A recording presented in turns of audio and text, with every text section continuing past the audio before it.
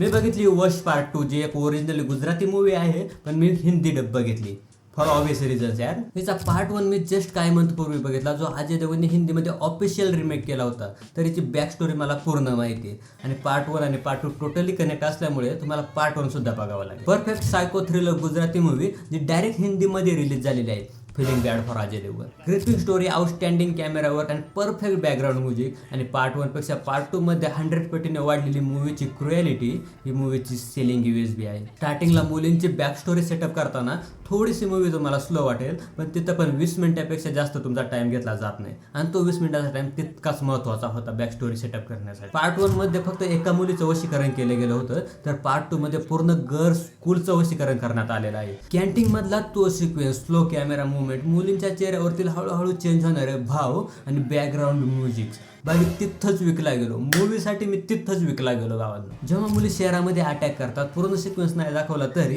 End movement बघूनच तुम्ही सांगता की कांड झालेला आहे. मूवीची क्रुएलिटी बघून तुमची आत्मा हलून जाते, आत्माला धक्के लागतात तुमच्या.